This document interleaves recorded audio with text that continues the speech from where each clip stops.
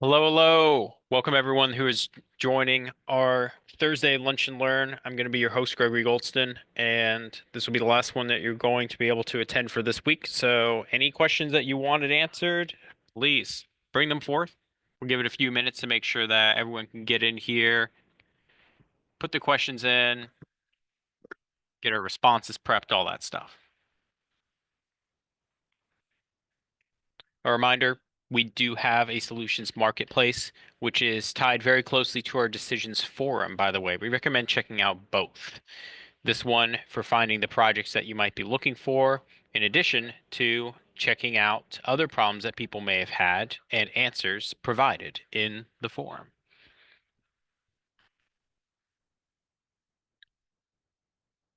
In addition to that, I realized that someone found this quite useful the other day, and I should probably make sure that other people can have access to this as well, or at least have the knowledge of where this resides. So, let's see here.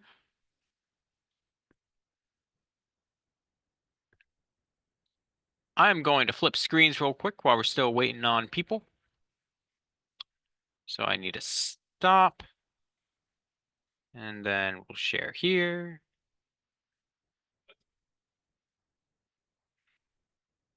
This should be the right screen. Yeah. So on our decisions documentation site, we have an we have an option here for projects. There are a bunch of old projects built usually in V6 that you can access, bring into your decisions environment in a project you already have created in V9 and be able to just explore and test different functionality. So some of these are newer, some of these are not. For example, a great one in here is the parent-child reporting. Create a parent-child report. This is a fantastic display of how you can dynamically update one report based upon the selection of another report in a page. This still works on V9, by the way. It was created in 6.13, but it does work in V9. I've tested it recently. So, highly recommend exploring this website for all sorts of different features and functionalities and just seeing what you may like and different ways to approach the project you're trying to build. All right, so we currently have 5 people right now, but no questions. It's not a good ratio. So we're going to wait for it a little bit longer, see if we get any more. I'll go over here to our project we'll be working in today. And let's make this a little prettier. That is not what I meant to do.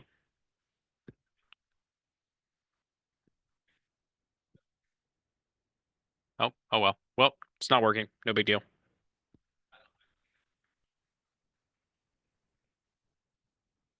All right. We got a question in the chat. How do you send an email using a decisions flow? Ah, good question. All right, let me unmute you. And I mean, it sounds very straightforward, but let's just confirm that this is indeed what you're asking. Hello, Sean. How is it, Sean? Yes, can you hear me? Yes, I can. Okay, cool. We have a task. So after finish the task, I check everything's fine. I want to send out the email to the end user to say the task is finished, there's some problem, or it is finished successfully.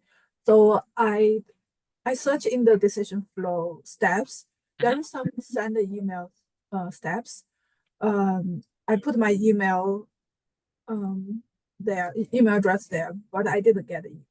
So I believe there is some other configuration need to be done, but I didn't find the document. Mm, yeah, I can absolutely show you. So first I'll call this the this will be your email flow here. All right. You've got what I assume is the add task, like you said. I'm just going to use a show form for now, and then after this gets completed, it goes to a send email step once they've completed it, which means I don't even need this right now. I can just put a placeholder step just to indicate what's going on right here. And then I'll just call this my uh, assigned task. And then after that, we do have the send email step. Now, you're mentioning that it just doesn't seem to work, right? There are additional configurations that you may have to do. So first of all, make sure that, your from account is an actual email account that's coming from. And then you would have to have an SMTP server set up, which that's typically the way that people are going to go when setting this up. Do you know if you currently have one on your server? So an SMTP server would handle all the emails coming in and out of it. It would be like a separate server outside of decisions that this step communicates with to send those emails. Okay, so do you think I need to contact my IT department to get our Outlook server for that?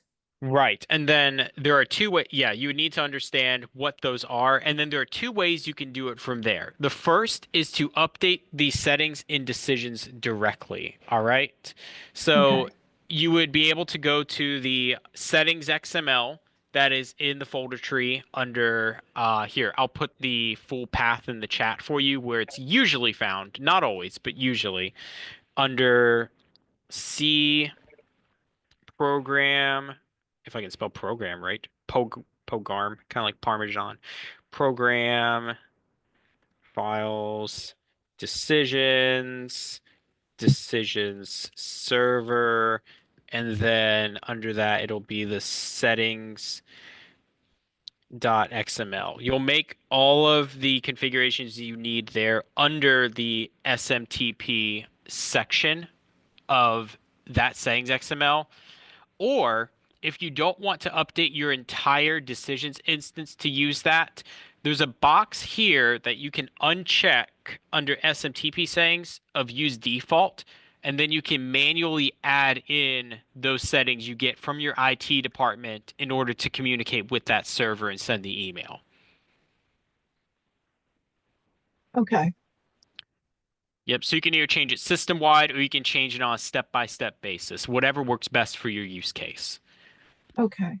Do you have any documentation of this topic? Oh, we absolutely do. Here, let's not in the projects here. Let's go to V9. Email and SMTP and decisions. So this is talking about like the overview of it, right? Just kind of how this works. And then here's direct mail, which is typically the default on installation if you don't modify it. And this right here, modify SMTP settings via settings XML, is what I was discussing how to do in your settings XML file. And it lists all the different fields and what they mean when you're trying to set that up, when you get that information for your IT department. So I am going to put this in the chat for you as well as a quick reference. And by the way, these same fields in here, except for bypass SMTP server, these are the same fields that you would see inside of your send email step in order to set it up in a local instance. Outside of the OAuth, you would need to provide the OAuth for the server wide, not on a step-by-step basis, unless you checked requires authentication. Is that making a little bit more sense or not quite? Yes, yes, thank you. Yeah, absolutely. And if there's any more information I can provide, I'd be glad to. As far as the send email step itself, you'd want to go to step library, send email, and then this tells you about all the properties on the actual setup of it. If you wanted to configure who it's sending to, who you're responding to, replying to, who you want to CC in an email, all that sort of stuff is also listed out here.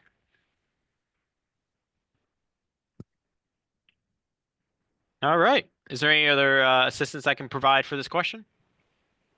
Yeah, I haven't got the link for the documentation yet. Oh, I'm so sorry. Let's see. Oh, I see. Nope, that's my fault. That's my fault. I put it to the hosts and panelists. I did not post it to everyone. Let me do that real quick.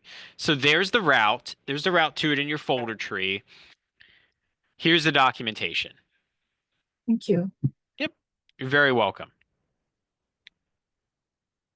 All right. Let's see, do we have any further questions?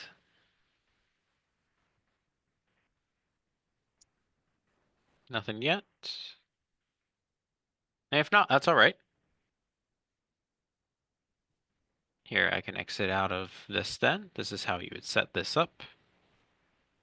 I did have an SMTP server at one point set up, but I'm not sure if that's still running. Hmm.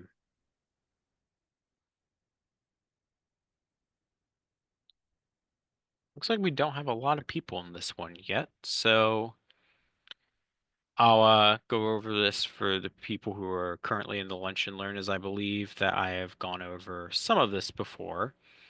We have a start linked flow. Actually, let me go over the end form session, all right, while we're waiting. So, in decisions, there is a step called an end form session step. It is a very versatile step that you can use in a lot of different ways to be able to navigate a user to a different location in your decisions server, navigate them outside to an open URL, display a message, and do any sorts of combination of things. It might be better if I just get into an example. So, for example, we have one here called Navigate, right? So if I go to this and I have a session that I'm currently in and I run this flow, here's the step, by the way. You'll see different options on it. You have an option to display a message to the user. You have an option to close a dialog window. You can display that message and navigate to a different part of the portal. You can just navigate, open a URL outside of decisions. You can display a report to the user. You can open this same decisions portal in a new window and specify parameters, or you can update URL parameters that are on a page. This step can do a lot. So if I'm in the navigate section, I just need to specify where in my decision server I'm trying to go. So allow me to close out of this and bypass this part of the process. All we're going to do is run this flow and it's going to navigate us somewhere else, okay? So here I've got a folder ID and here I've got a page name. The reason I've got to have both of these in there is because we are trying to navigate a user to a dashboard. And if you might recall from earlier lessons, a dashboard is just a combination of a folder ID and a page. That's how you make a dashboard. So that's why you give it these two parameters here. I'm setting it to my requester page in this folder. So if I were to exit out of the editor and I were to just run this, it sends me to my page. Right? So my page is the requester page and the folder ID, which I get from going to more, get folder ID. This is the same folder ID I passed in at the start. So yeah, quite a lot you can do with this step here. The display a message is also quite versatile. You're not only locked into one kind. It's tough to tell the kind of message, but I guess where it's displayed would be a little bit more accurate. So let's move this around again. I'll exit out. And here we're just going to display a message. All right. And then when I do that, it should pop up to the user. Here it says your form has been submitted. And I can dynamically populate that if I wish with any sorts of flow data or, mapping that in with a merge text editor. So when I run the display a message, there you go. That can be added after any additional field. Sorry, any additional step. All right, let's see. Do we have any more questions? We do have another question. Oh, ah, how do you change a list, ABC, change it to another list below? Oh, interesting. All right. So this one is visually a little bit difficult to kind of read aloud. So let me see if I can annotate and draw this out real quick. So first, let me get to our proper project here. And what is being asked is if we have a list coming in that looks like this. So this is item number 1 in the list. This is item number 2 in the list. All right, so each list contains the comma separated values, but they're all in the same row of that list. What we are trying to change it to is where our first item in the list is this, our second item in the list is this, and our third item in the list is this. That is absolutely something that we could do. So the best way to probably do this is to, here, I will stop annotating for a moment. The best way we want to do this is to have a for each, right? That's going to run through every single item in this comma separated first list and match it with every item in the comma separated second list and third and fourth and so on, right? We would need to add some error handling too in case these don't exactly align, but let's create such a list right now. And let me erase this as well. This is just getting in the way. Okay, so let's create the list statically, all right? And what's going to be interesting about this is because it's going to be a list of strings, but each one of those is going to have the other one. So I'll say list of lists. That's what I'll call this, all right? And then our first one, we'll do A, B, C. And then for our second one, we'll do A, B, C, right? And I'll do a third one here as well, just to show that the logic extends out beyond just two, all right? Now, what's interesting about this is our run flow, sorry, where did it go? Where did it go? Our for each element is not going to know how many times to run unless you break these individual components up, or you could do a for loop if you know exactly how many you're going to have, right? So what we need to do is to take each individual item in this list and break it apart first. We want to remove the characters from it, right? So I'll bring a split string step.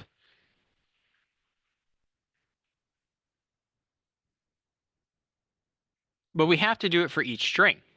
We can't just do it for one string, right?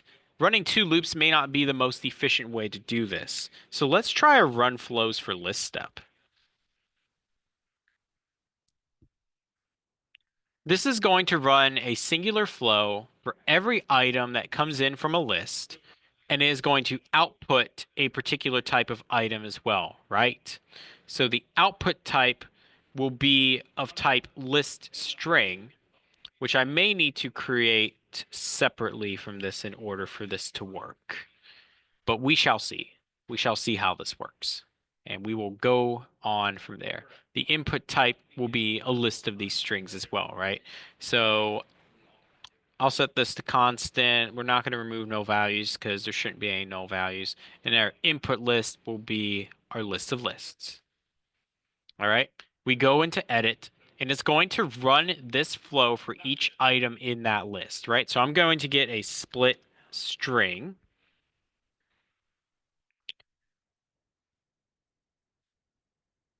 We'll pick our source, which is going to be input, not list of lists, input. Input is each individual line from lists of lists being passed into this flow. All right. And then our separator is actually going to just be that comma, right? Now let's debug this real quick and just ensure that we're getting the proper output. It's always good practice to try and debug along the way instead of, doing it multiple times here. Oh, well, we didn't map anything to our output. I guess that's my bad. So we'll go in here. We'll see what's going on. It's splitting A, B, and C by that comma, and we get A, B, C, right? So let's go here. Output data. This is going to be interesting. I think we will need to build data here because we're going to need to be able to account for that list that's being outputted, right? Because we need to output a list of string, not just a singular item. So I can try this, but I don't think it's going to work. Yeah, that's what I thought. So we'll have to create a separate data type for this in order to handle this list of lists. And the reason why we have to do that is because you have to output each individual item, right? Which is a list, but then it's doing each individual item for every row in our list of lists. Question. Yes. So I want to know, so is the list always going to be that way, Shane? Where it's always going to be ABC and then lowercase ABC? Like they're just two of the same things that just need to be mapped together? Because in that case, what you could do, I'm just presuming that's the assumption, is then all I need to do is then let me if there's 3 items in that list for however many counts in that list, let me get index one of one list, index one of the of second list, and then concatenate those two things together. Then loop through, do the same thing. And so it's a simple for each loop with a 3 values in it. Does that make sense? Hmm. It does, yeah. If we're not going to have more than just 2 items in that list every time. Yeah, if it's to get that output over there, then it's not even a data structure. All you have to do is for each. Right. And then split it from there. Right. So each item in the list we're going to split, and then we'll split the other ones, and then we'll just match them up at the end. Well, not you don't even need a split. Basically, you go create data Okay. for each. So for each that list. Okay. So I'm assuming those things right there, so not the ABC, that those are 2 separate lists.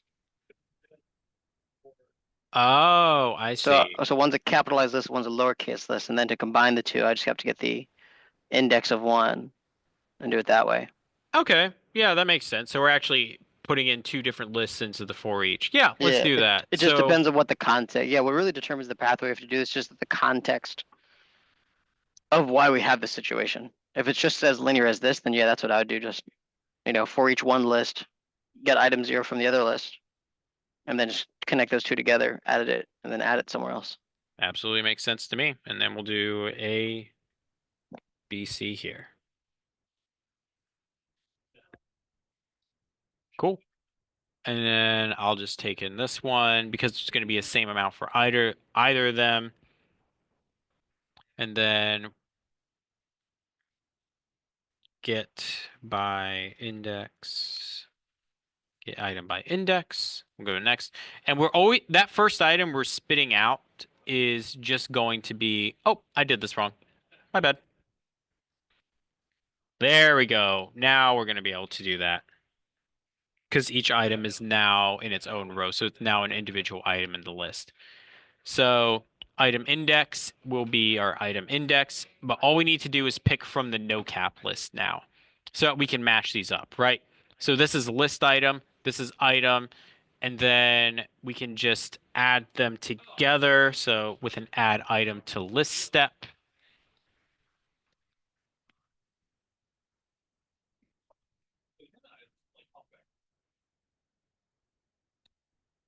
We will pick our original list, which actually I want to loop this around, and then we'll get our original list. So this is called new list. I'll call this combined list.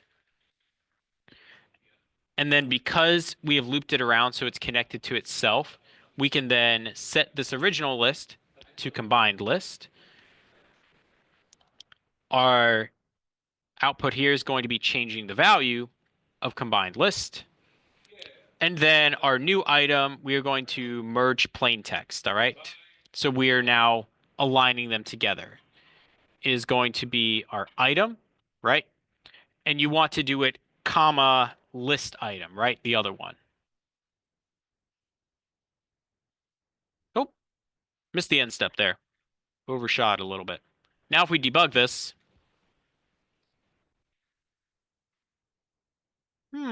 why is it going through more than, oh, I know why. I think I know why. Yep, 2 MA spaces here. That's on me. That's going to throw that off every time. So it had some null items coming into there, and that's why it wasn't lining up. Let's try this again.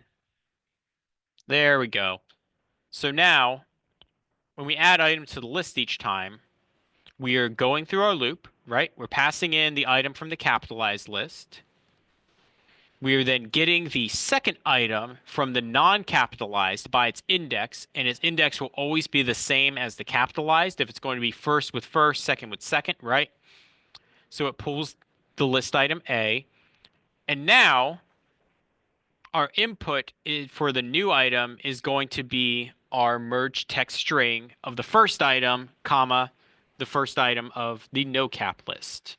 And then we just continue to add those to this list over and over again until we have all of our items added. Is that making sense? Or is there any other ways that we can help expand on this?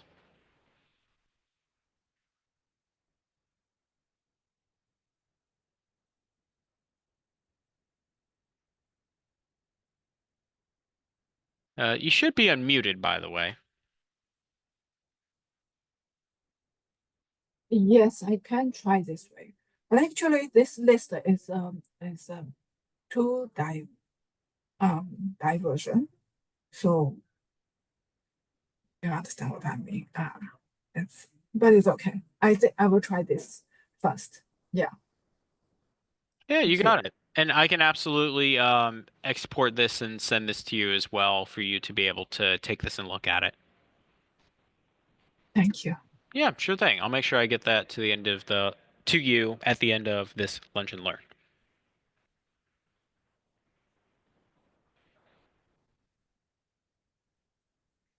All right. You know, we've been here almost 30 minutes and oh, okay, we do have another person here now. Smitha, did you have any questions?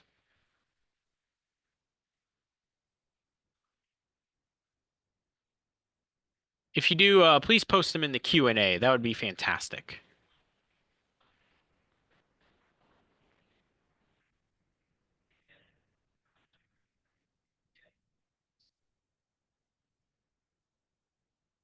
All right. Let's take a look here. What is the best date converter I can use? Let me unmute you so we can get a little bit more idea of the context behind that. And let's see. Where did my person list go? Give me just a moment. There you go. All right. You should be able to talk now.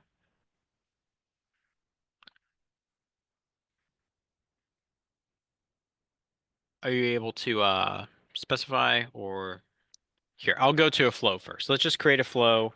Call it date converter. Converted. That works too. And I guess could you specify what you mean by convert? Converting from one format to the other. Ah, so you're talking about like instead of doing it from I get what you're saying. Like some of them can be in MMDD YYYY format, or sometimes we have that when we retrieve data from the database, right? We specifically adds in that T kind of format. So if I'm comparing with something else, like when I enter the date through a date picker, can I choose a format there, or how can I just convert it?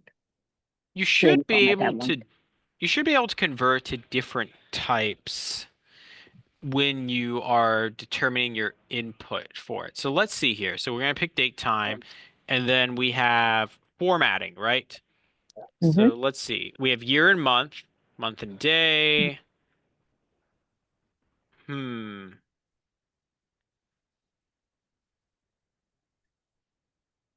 Do we have that?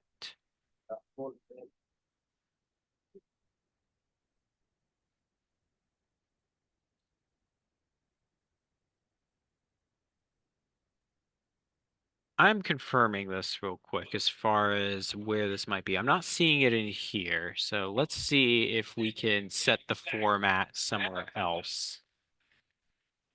Let's see. Do we have a format?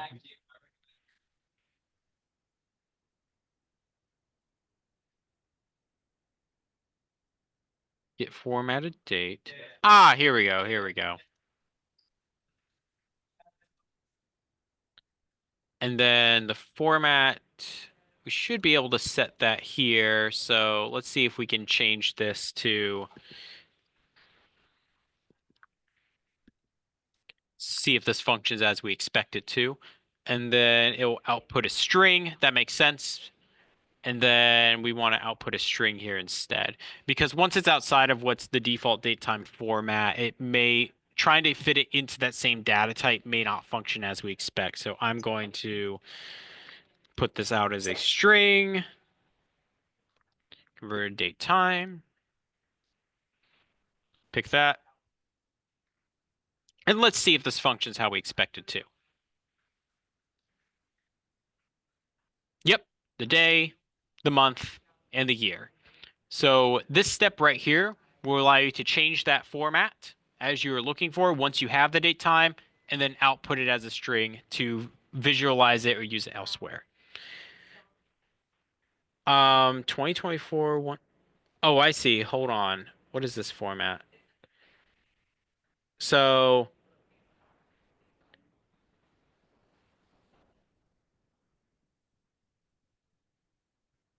year, month, and date. Let's see if this works. That's the one that you sent me, right? Year, month, day. Let's debug this. Year, month, and day. Yep. And then I'm not sure what the T, I'm guessing that's the time in military time, 1300 hours, 57 minutes, 22 seconds.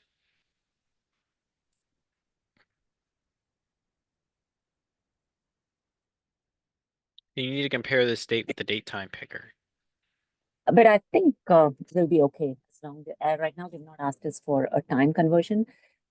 I think I can parse the time and just do it this way. I'm hoping that should work. We Okay. don't need the second. But is in future, if they request to the second, is there another format I can use?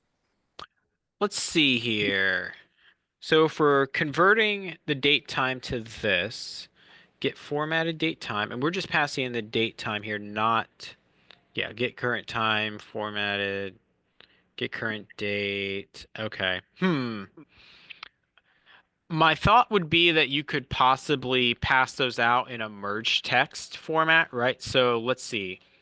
We just want the time from the other one, right? So if we merge plain text, this is going to be our formatted date, and then it's followed by the time, right?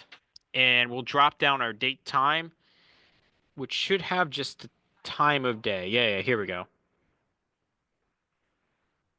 Let's see if this works how we expect it to.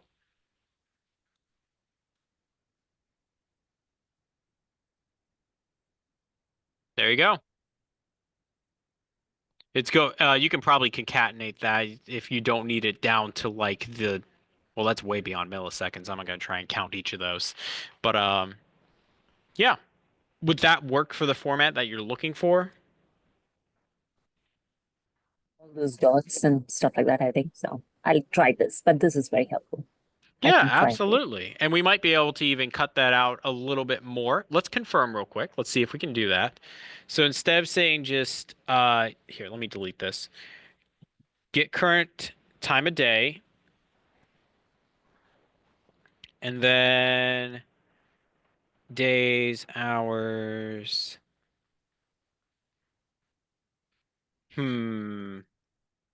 Might have to build it from scratch if we're doing it that way.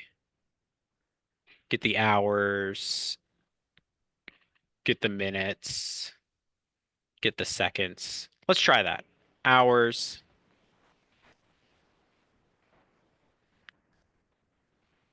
And let's see, it was, I'm going to look at your answer to question here real quick. So hours, and then did you want the colon between them?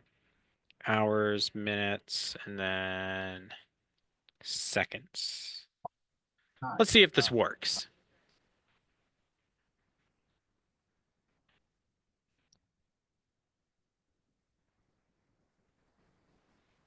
There we go.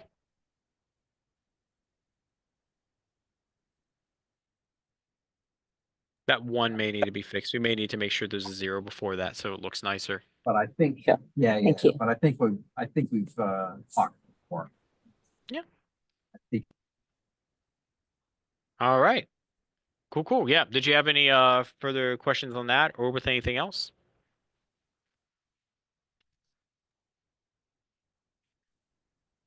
Oh, we know Joel, yeah. If not, that's a-okay.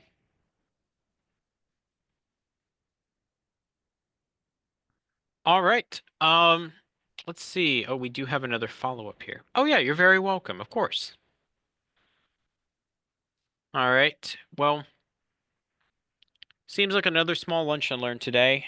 I'm gonna give it a good old countdown of 5, and if no one else has got anything, we're just gonna wrap it up. So let's go 5, 4, 3, 2, and a 1. All right. Thank you all for coming. Very much appreciate you being here, and we look forward to seeing you next week.